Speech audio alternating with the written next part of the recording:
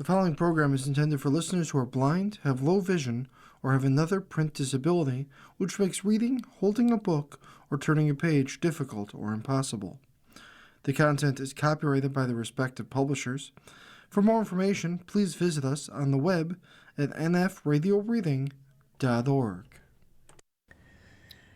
Hello, this is Corrine, and for the next hour, I'll be reading from the February 9th, 2026 issue of the Wall Street Journal on the Niagara Frontier Radio Reading Service. As always, thank you for joining us today.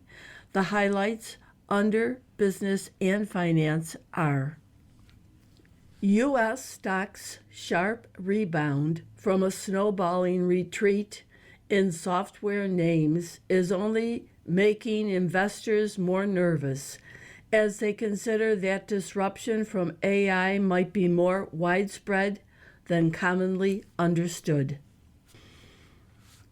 The run-up in the Dow Jones Industrial Average that carried it to a record last week was met coolly by young investors who are largely indifferent to the index's movements.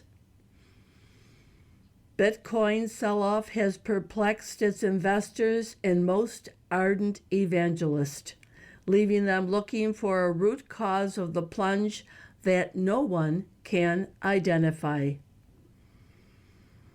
New data show that founders typically have about a dozen years of experience or more before they launch startups that clinch billion-dollar valuations.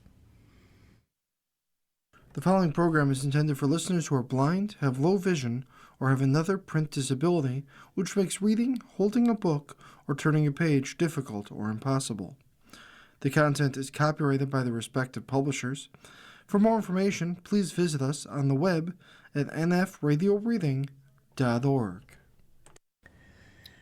Hello, this is Corrine, and for the next hour, I'll be reading from the February 9th, 2026 issue of the Wall Street Journal on the Niagara Frontier Radio Reading Service. As always, thank you for joining us today. The highlights under Business and Finance are: U.S. stocks sharp rebound from a snowballing retreat in software names is only making investors more nervous as they consider that disruption from AI might be more widespread than commonly understood. The run-up in the Dow Jones Industrial Average that carried it to a record last week was met coolly by young investors who are largely indifferent to the index's movements. Bitcoin sell-off has perplexed its investors and most ardent evangelists, leaving them looking for a root cause of the plunge that no one can identify. New data show that founders typically have about a dozen years of experience or more before they launch startups that clinch billion-dollar valuations.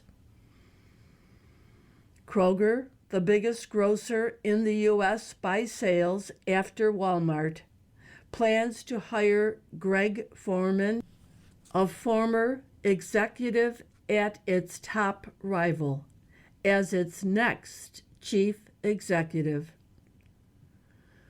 The projected 2026 spending of 4 tech heavyweights on artificial intelligence infrastructure rivals the most momentous capital efforts in U.S. history.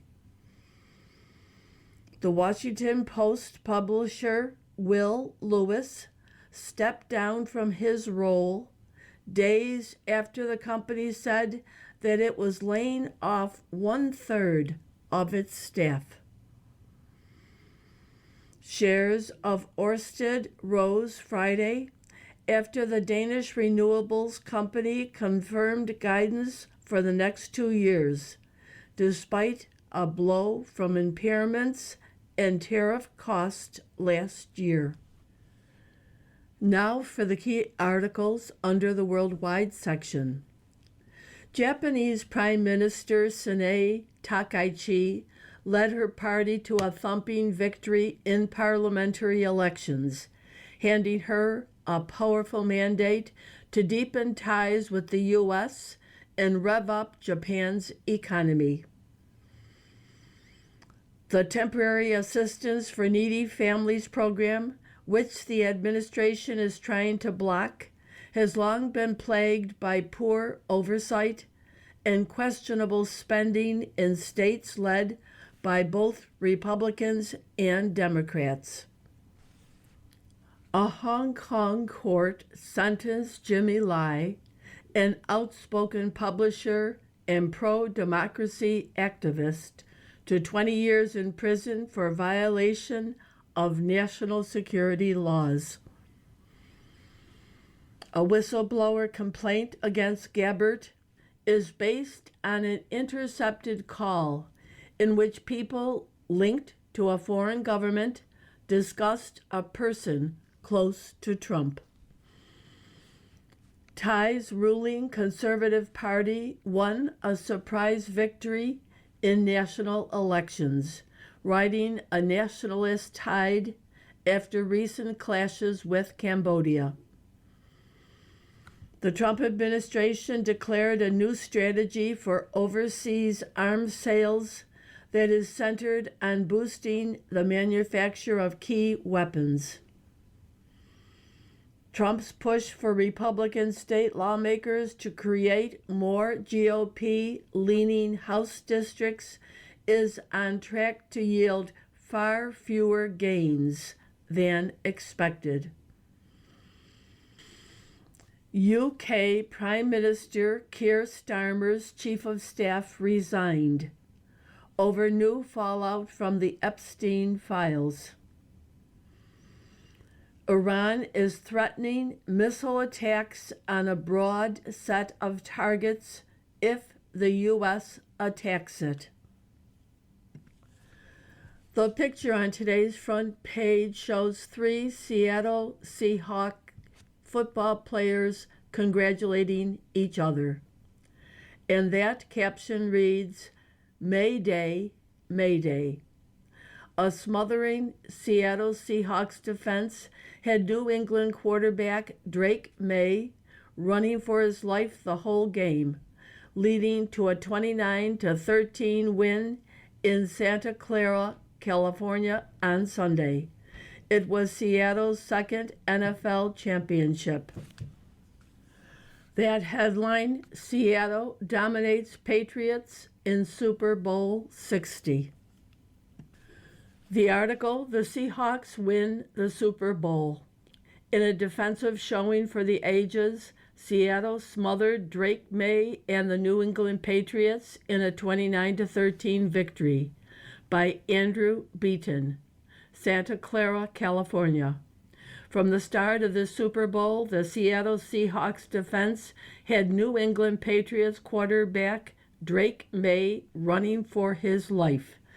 Time after time, the star passer dropped back to pass only to be instantly swarmed by Seattle defenders. By halftime, May had thrown for nearly as many yards as the Patriots had allowed in sacks. With nowhere for New England to hide, it didn't take long for a harrowing reality to set in.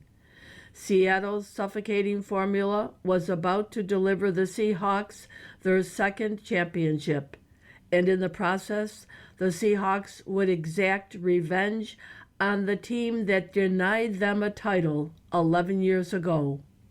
In a defensive showing for the ages, Seattle smothered New England 29-13 at Levi's Stadium, shutting down one of the NFL's top offenses to claim the Lombardi Trophy.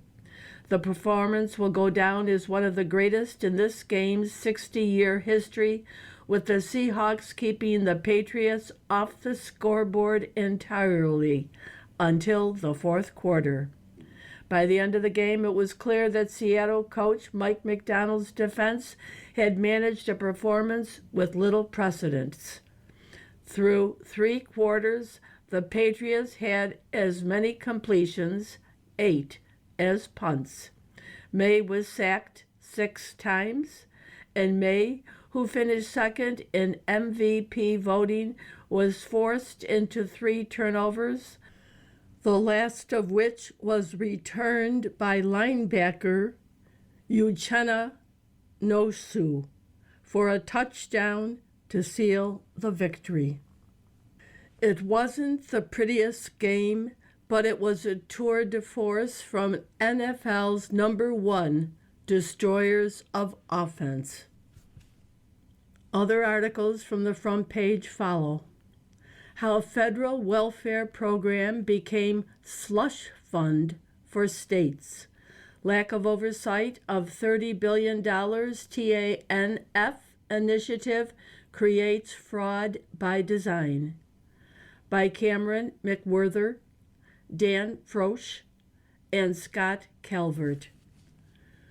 When the Trump administration targeted billions of dollars in federal welfare funds recently over fraud concerns, it singled out 5 Democratic-run states. An examination by the Wall Street Journal found that the main federal aid program the administration is trying to block, temporary assistance for needy families, has long been plagued by poor financial oversight and questionable spending in states led by both Republicans and Democrats. Auditors in numerous states, including Connecticut, Louisiana, and Florida, have uncovered problems with TANF, once America's primary welfare program for low-income families. Created 3 decades ago, it comprises more than $30 billion. TANF funds flow annually through block grants to states, which have wide latitude to spend them, and minimal reporting requirements, which critics say hampers oversight. Meant to allow states to be creative in serving needy families, it has resulted in a shift.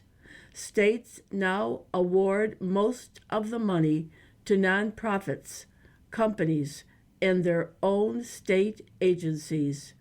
An average about 849,000 families got direct cash aid each month in fiscal 2025, federal data shows, down from about 1.9 million in fiscal 2010.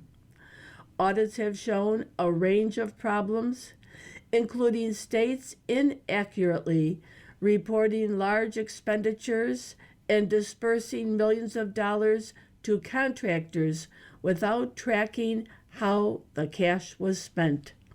State and federal records show red and blue states alike have directed hundreds of millions of dollars to programs with tenuous or no connection to TANF's goals.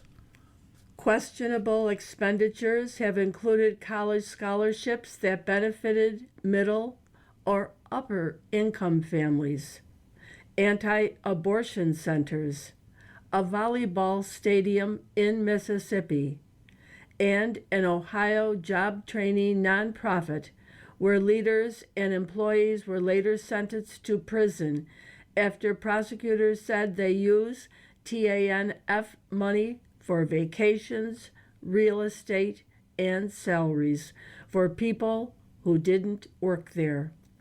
Both conservative and liberal groups and repeated reports from Government Accountability Office say the federal government hasn't paid enough attention to how states use the money. Last year, the GAO identified 37 states where recent audits found 162 deficiencies in financial oversight, 56 of which were severe. It criticized opaque accounting practices by many groups receiving TANF funds. States often use TANF money as a slush fund to plug budget shortfalls and finance initiatives that don't help poor people, said Hayden Du Bois of the Conservative Foundation for Government Accountability. He describes TANF's lack of oversight as fraud by design. There are very little, if any, safeguards, said Du Bois, who estimated 1 in 5 TANF dollars, or about $6 billion, is misspent every year. Last month, the administration said it was freezing about $10.6 billion in child care and family assistance grants, much of it under TANF, to California, Colorado, Illinois, Minnesota, and New York. The Democratic-led states sued, and a federal judge temporarily blocked the administration's effort. The federal agency that administers TANF declined to comment, citing the pending litigation. You are listening to a reading of articles and features from the Wall Street Journal on the Niagara Frontier Radio Reading Service. Stock investors bracing for more hiccups. Steep declines last week gave way to Friday's bounce back, but tensions mount. By Crystal Herr and Jack Pitcher. The snowballing retreat in software stocks that gathered up big tech, private credit, and even the corporate bond market last week ended in a remarkable rebound, leaving investors bracing for more turbulence ahead. Days of decline stemmed from investors' worries that the disruption from artificial intelligence might be more widespread than thought, and fears that the companies spending hundreds of billions of dollars on the AI build-out might fall short of delivering on the expected sky-high profits. Those worries remain, but on Friday, the investors who have stepped in at moments of volatility to buy every dip in this bull run returned in force. The Dow Jones Industrial Average soared more than 1,200 points, topping 50,000 for the first time. The S&P 500 trimmed losses to finish the week, little changed. The bull market remains intact, said Angelo Kourkafis, Senior Global Investment Strategist at Edward Jones. We would view any pullbacks as opportunities to really re-engage. The tensions remain as stocks head into the new week. Even during Friday's surge, there were lingering signs of investor skepticism about the mammoth amount of cash being funneled into AI expenditures. Amazon.com shares slid 5.6%, losing around $133 billion in market value after the company said it plans to spend $200 billion on AI-related costs this year. Alphabet shares fell 2.5%. Japanese Premier wins big in election, by Jason Douglas and Junko Fukutomo. Tokyo. Japanese Prime Minister Sanae Takaichi led her party to a thumping victory in parliamentary elections, handing her a powerful mandate to deepen ties with the U.S. and rev up Japan's economy. The landslide win is a vindication for the 64-year-old conservative who called the risky snap vote during a snowy Japanese winter only 3 months after taking office. Her gamble was that her straight-talking appeal to voters would cement her grip on power amid challenges including sluggish economic growth and worsening relations with Beijing. Takaichi's Liberal Democratic Party and its coalition partner, the Japan Innovation Party, won 354 seats in the 465-seat lower house in Japan's parliament. That hands Takaichi's government a more than two-thirds majority in the lower house, giving it overwhelming control of that chamber and the ability to overrule the smaller upper house to push through its agenda. The Liberal Democratic Party, LDP, alone won 316 seats, giving it its largest ever majority. Trump's official sons cash in on crypto. They made billions for their families, but investors didn't always fare so well. By Angus Berwick and Elliot Brown.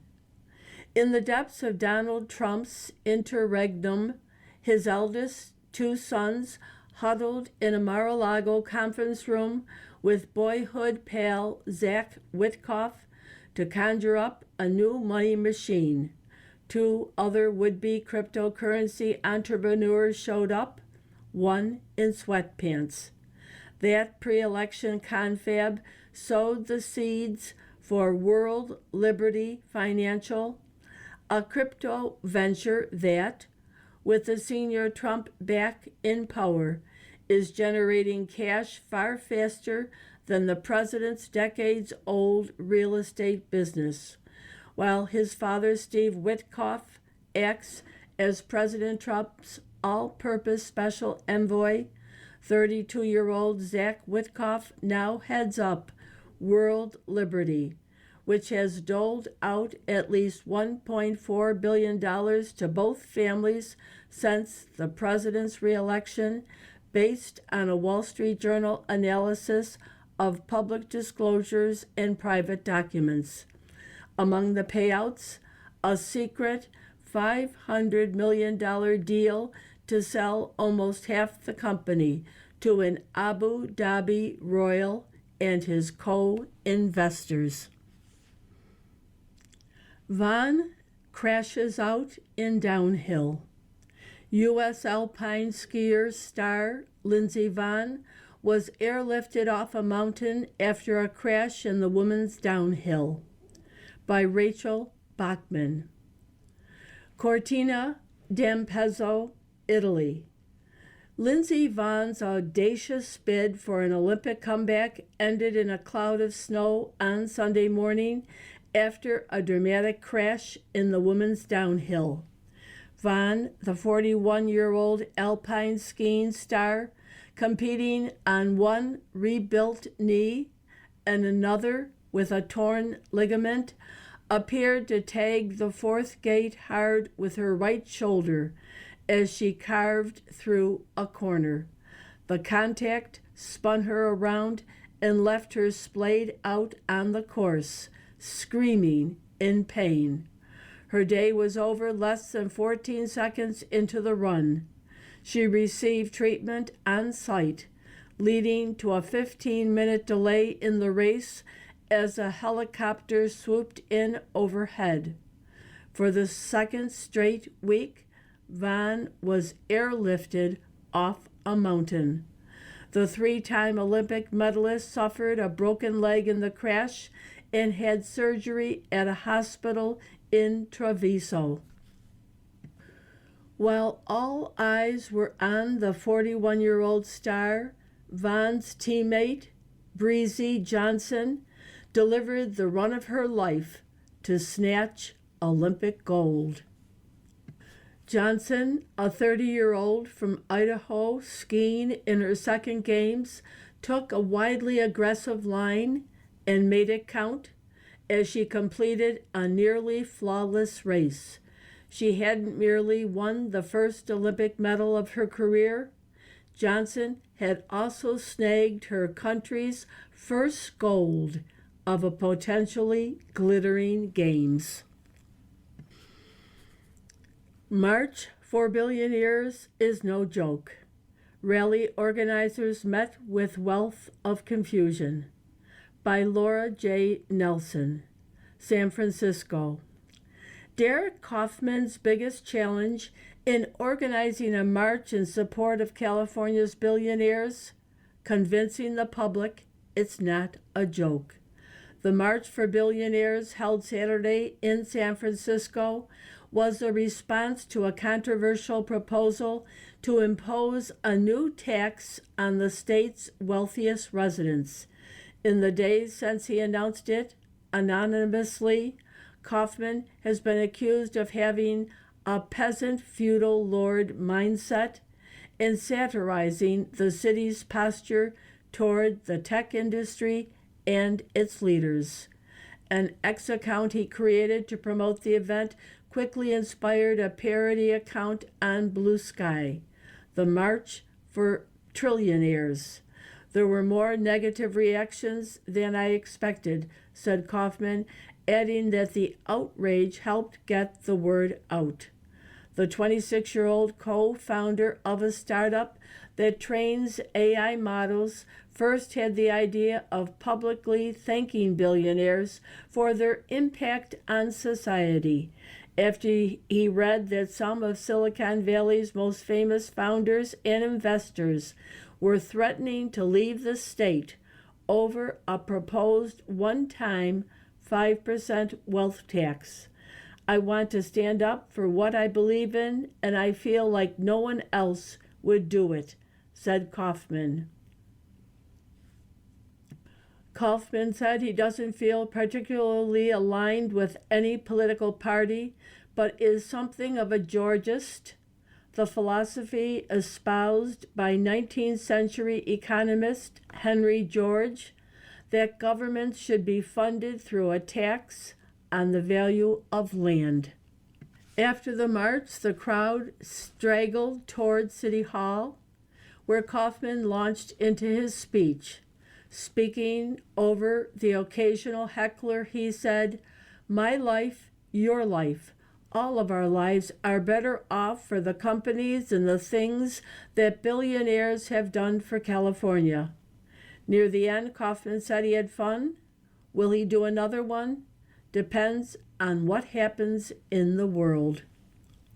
Kaufman's group attracted about 20 people at the peak, and counter-protesters, some in elaborate costumes, arrived in roughly equal numbers. Other articles within the paper follow. Iran rattles sabers, hoping U.S. relents. Iranian ballistic missiles flew over Tel Aviv, Israel last June, when the two countries engaged in a nearly 2-week conflict. By Benoit Falcon. Iran's missile program was born of weakness in the early days of the Islamic Republic. Now the question is whether it is formidable enough to head off a military confrontation with President Trump.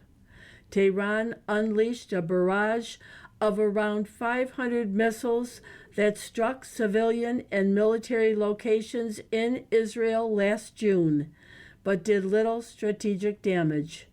Though Israel pounded Iran's missile launchers and storage sites during a 12-day war in June, the regime emerged from the bruising conflict with much of its remaining arsenal intact.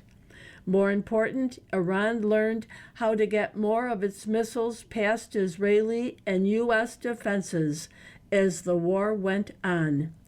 It is threatening to fire them up again on a broader set of targets if Trump orders an attack. That has raised the pressure on the White House, forcing it to worry about Iran's ability to target Israel and U.S. forces, as well as friendly Arab countries in the Persian Gulf and the wider region.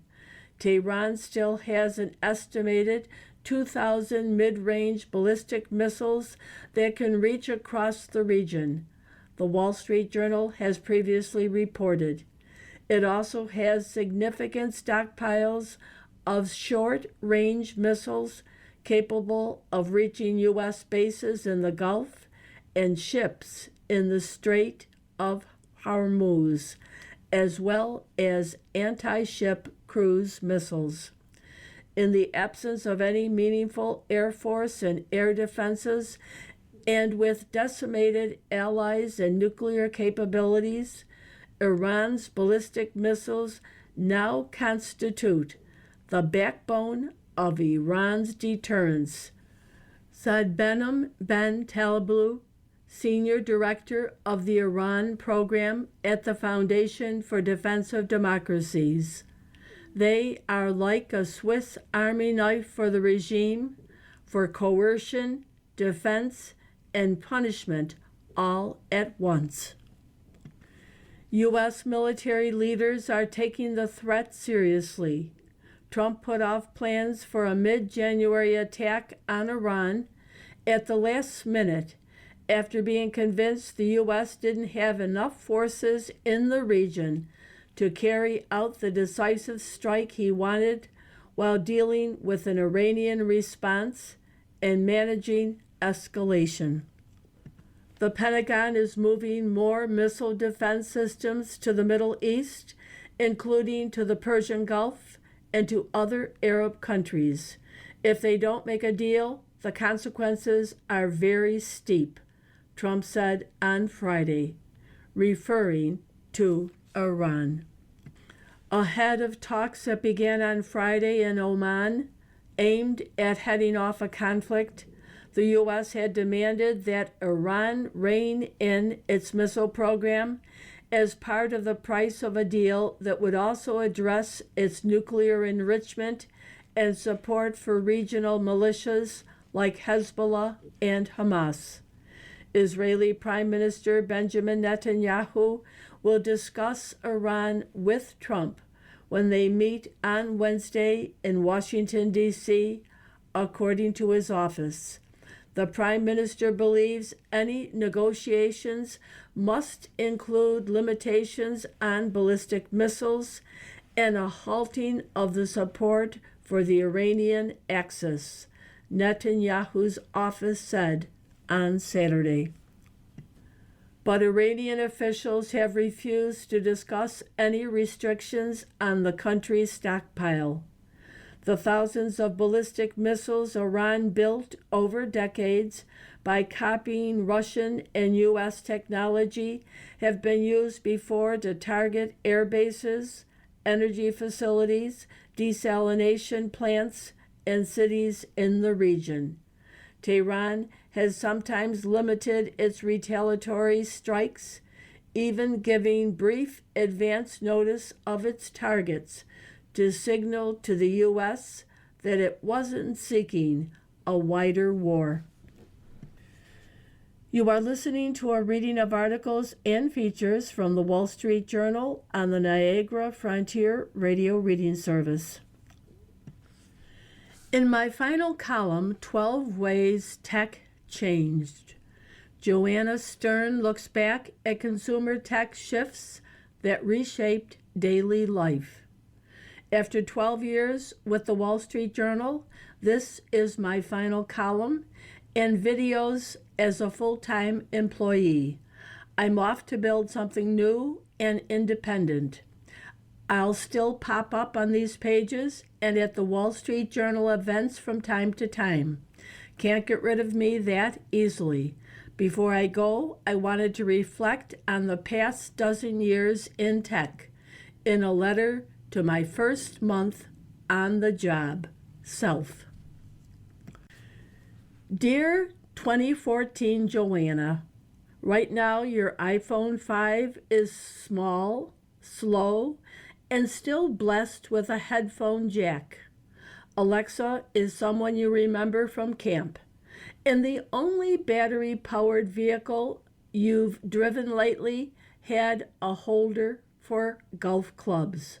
All that is about to change. Allow me to introduce myself. I'm future you, 2026 you to be precise. And I've seen some things, enough things to fill over 500 Wall Street Journal columns, nearly 450 videos, and 167 newsletters. A bunch of technologies will collide and completely reshape our lives. When you're inside it, the progress might feel incremental, at times even boring. When you step back, you'll see all the markers that pointed to sweeping change and a few that meant nothing. Yeah, maybe don't bother with the metaverse. Here are 12 technologies that really did shape my or our past 12 years. Number 1, supersized smartphones. Screens will balloon to such absurd proportions that you'll recruit the tallest NBA player in history to demonstrate how to properly use them.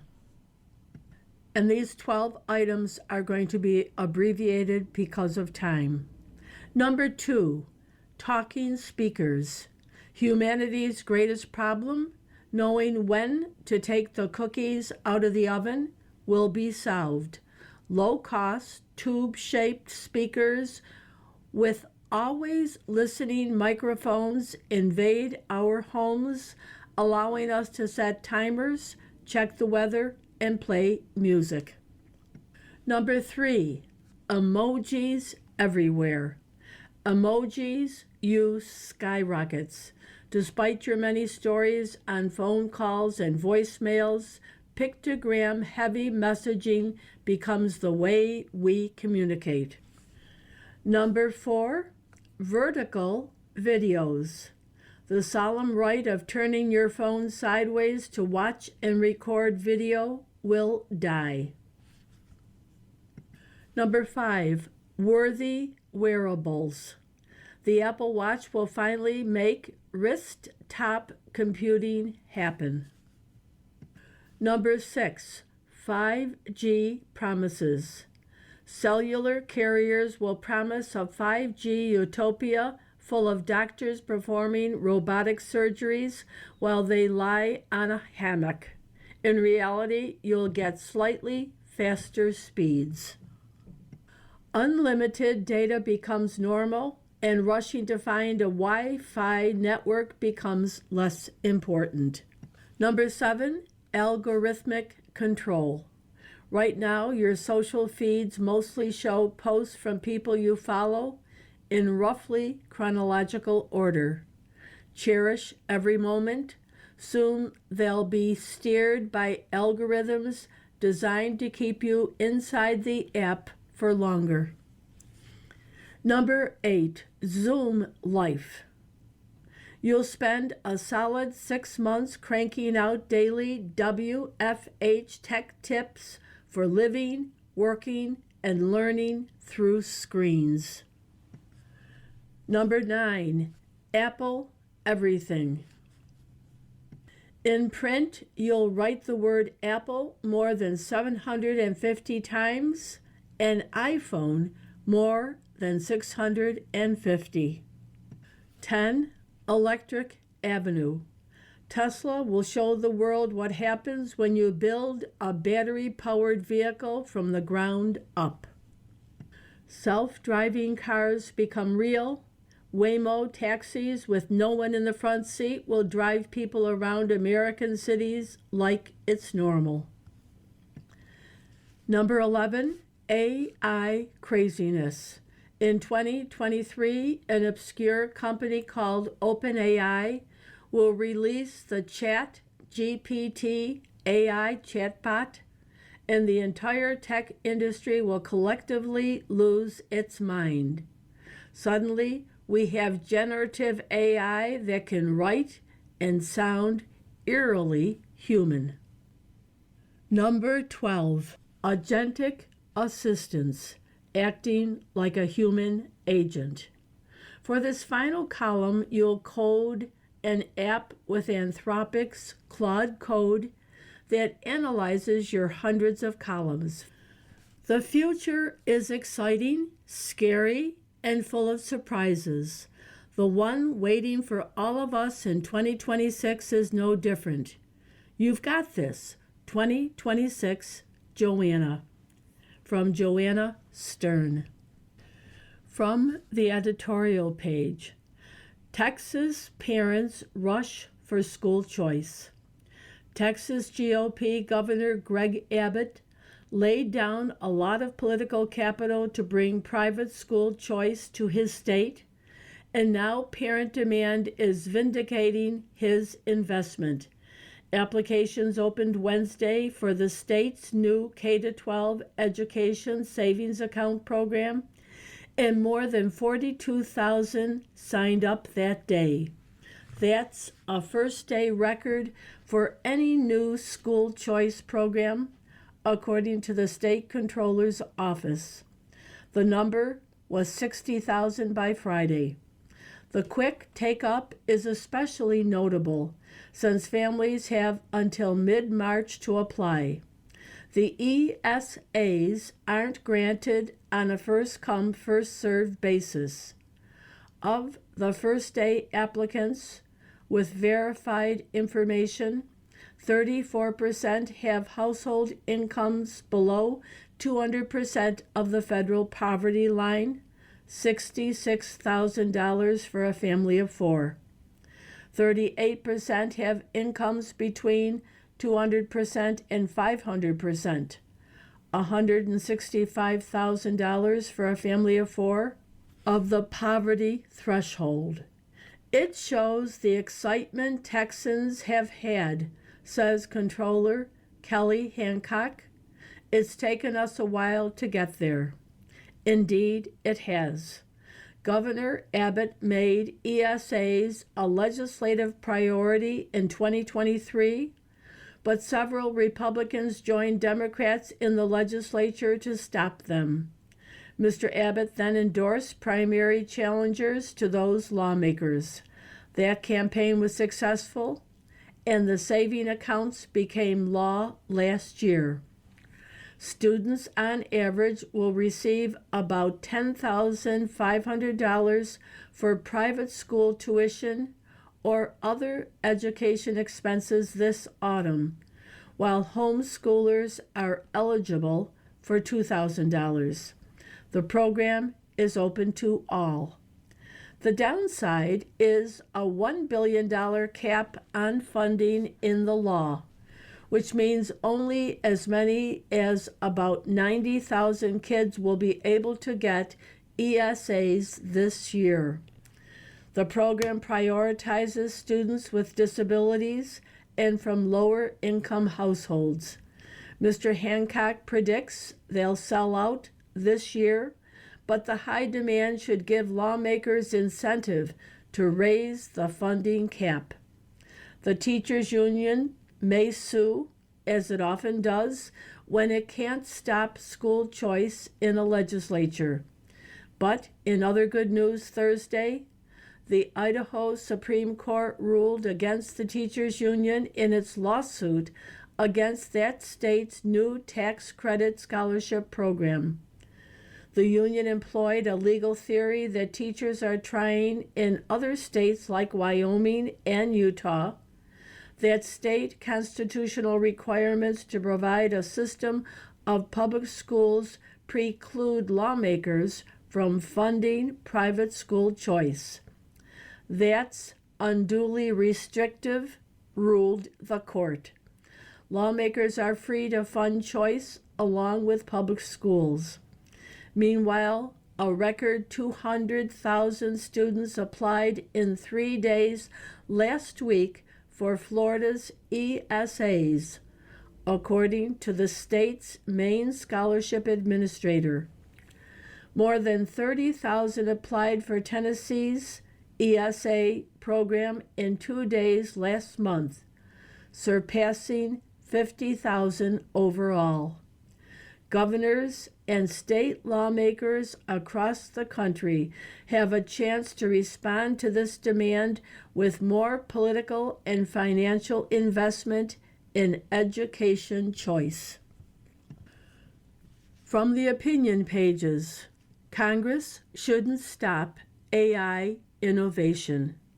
We need to minimize its disruption, but calls for a moratorium are wrong-headed. By Sam Liccardo. Americans are understandably anxious about artificial intelligence, and politicians are eager to assuage their fears before the midterm elections. When confronting the perils of lost jobs and skyrocketing utility bills, some of my colleagues feel compelled to hit the brakes on President Trump's all-gas approach to AI. Senator Bernie Sanders, independent from Vermont, for example, recently called for a moratorium on data center construction. We must resist that urge. No amount of regulation will stop AI development. Slowing innovation will ensure that China writes the rules for the next century. If Democrats retake Congress in November, we must advance policies that acknowledge the automation-related job loss and rising utility bills Americans endured long before the arrival of ChatGPT. AI certainly could exacerbate those maladies, but we can better address them by taking advantage of the AI infrastructure build-out to spur overdue policy change. Consider the job market. Whatever disruption it endures, studies suggest AI will also generate millions of new positions. We must train a workforce for those AI-enabled jobs of the future. Yet, federally funded programs too often fail to deliver workers with the skills that employers need. Tax credits could create incentives for partnerships between employers and universities in teaching, curricula, and hiring. Employers would directly communicate to schools the skills they seek in an AI-driven economy, providing graduates a clearer path to employment.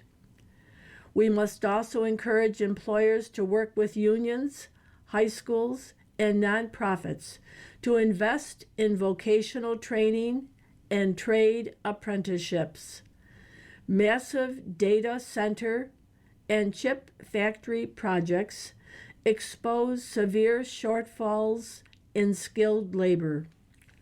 Ford Motor has a shortfall of 5,000 highly paid mechanics, while persistent electrician shortages inflate housing construction cost. Employer tax credits for investing in and hiring from these training partnerships could expand jobs across all these industries, and they have bipartisan appeal. Electricity rates are subject to inflationary pressure from the rapid growth of energy-gobbling data centers. We can alleviate the problem without spending taxpayer dollars by offering AI companies what they want most: speed.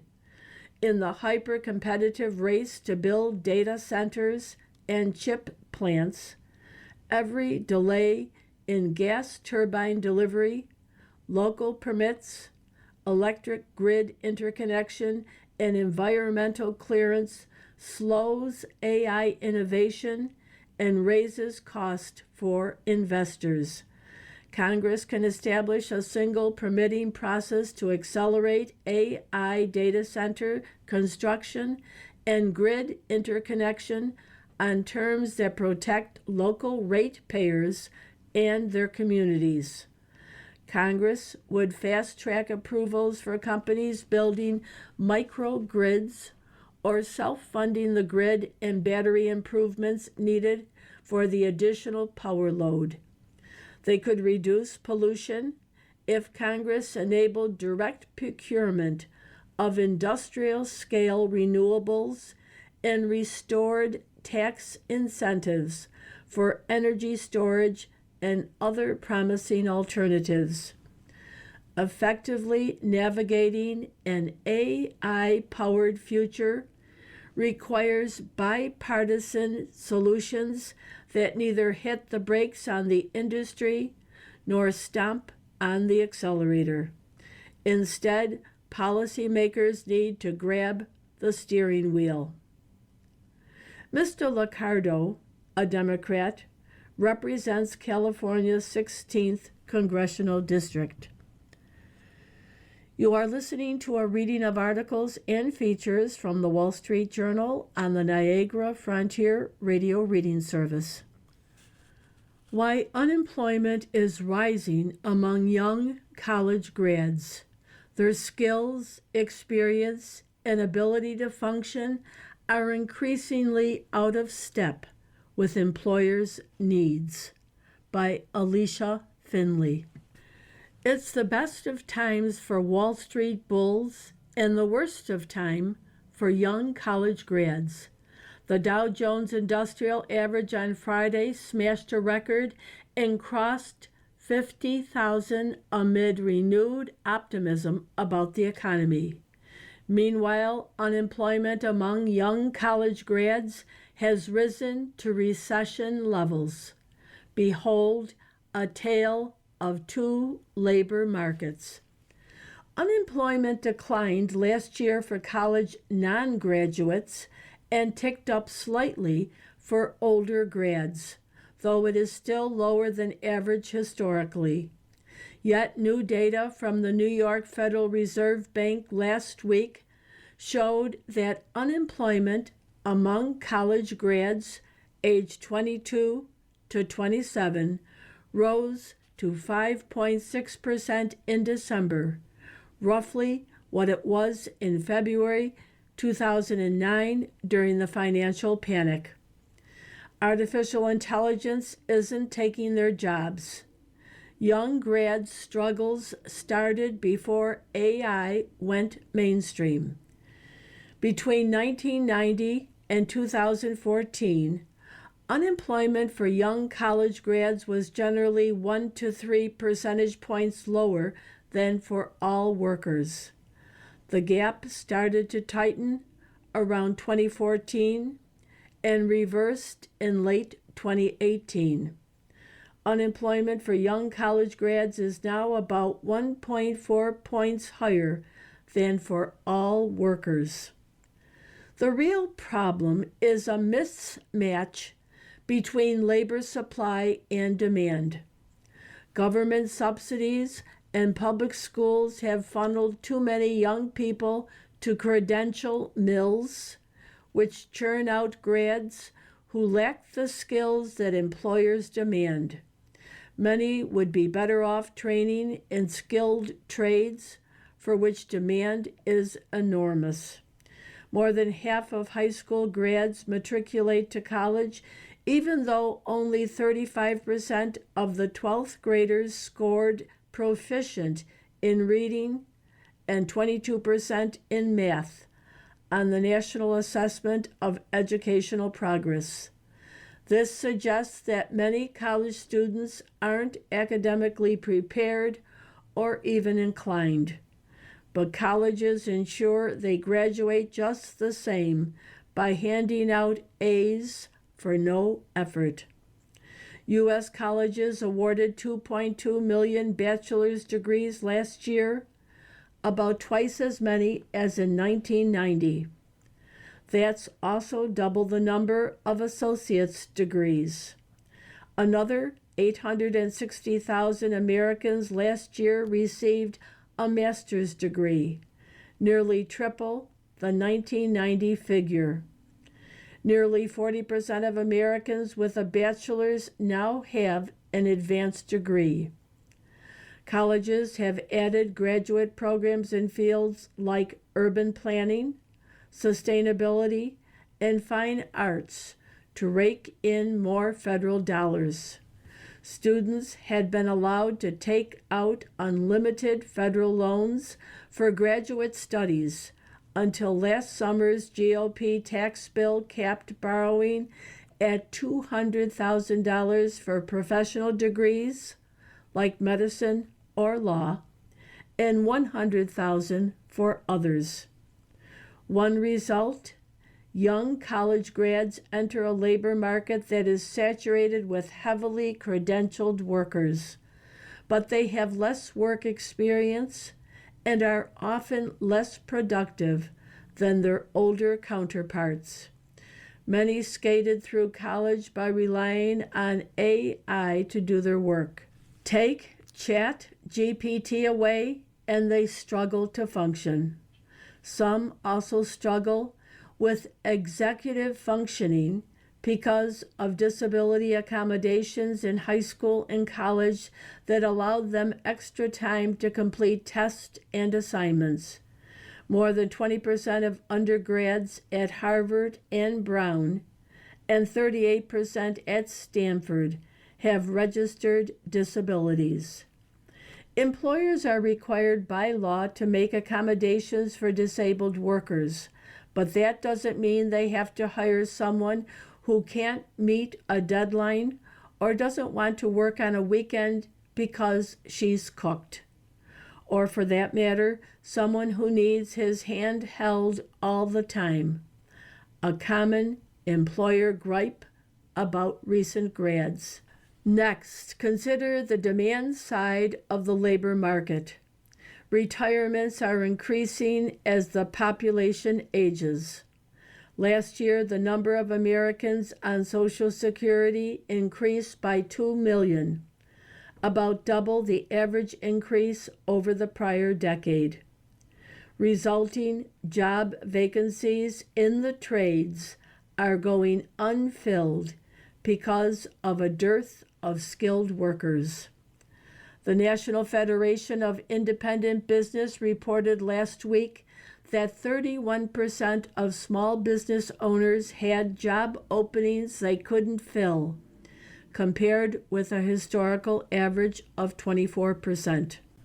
A Montana construction firm told the survey, "The biggest issue for our business is finding workers who want to work and finish an apprenticeship." An Ohio manufacturer noted that skilled machinists are not available. "We tried for years to get one." A Connecticut manufacturer mused that the need for trades is desperate in order for businesses to continue in this country. When the older workforce finally feels able to retire and live a comfortable life, who is going to take their place? Not